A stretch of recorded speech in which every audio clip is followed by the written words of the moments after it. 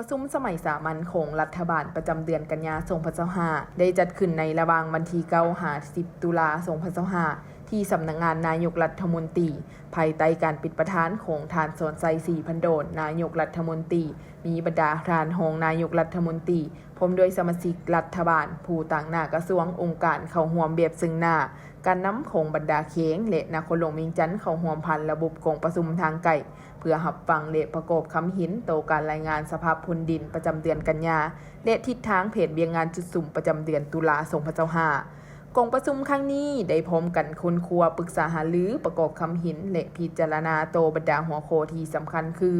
การสรุปเบียงงานพื้นดินประจำเดือนกันยาและทิศทางแผนการประจำเดือนตุลาคม2025ของรัฐบาลรายงานสภาพสากลและภาคพื้นที่พื้นดินรายงานสภาพพื้นดินเบียงงานป้องกันศาสตร์ป้องกันความสงบตีราคาการจัดตั้งปฏิบัติแผนพัฒนาเศรษฐกิจสังคมผลงบประมาณประจำปี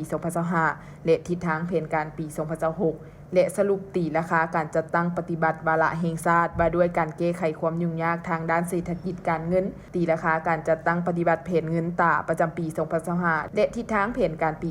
2026และรายงานการจัดตั้งปฏิบัติวาระแห่งชาติว่าด้วยการแก้ไขปัญหายาเสพติดสภาพการแก้ไขเส้นทางเตหอคำหาสีแยกไฟแดงสีหอมแผนกะเกี่ยมงานบุญนมัสการพระธาตุหลวงงานมหกรรมกีฬาแห่งชาติครั้งที่12และการกะเกี่ยมเฉลิมฉลองวันชาติที่2ธันวาคม50 ปี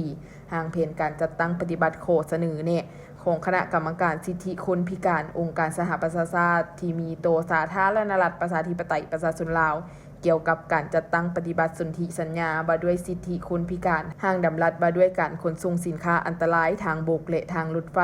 ห้างแผ่นผังค้นคว้าคืนความถี่วิทยุสื่อสารแห่งชาติฉบับปี2025และอื่นๆในโอกาสดังกล่าวนี้ท่านนายกรัฐมนตรียังได้แสดงความเป็นห่วงจากปัญหาสภาพการพื้นดินที่เกิดขึ้นอยู่ภาคพื้นและสากลที่ยังจะสืบโตเป็นสิ่งท้าทายและมีผลกระทบต่อสาธารณรัฐประชาธิปไตยประชาชนลาวสำหรับอยู่ภายในประเทศก็มีภัยพิบัติธรรมชาติเกิดขึ้นอย่างหนักหน่วงโดยเฉพาะผลกระทบจากพายุบัวลอยเฮ็ดให้ฝนตกหนักน้ำท่วมน้ำป่าไหลสู่อยู่10เขต34เมือง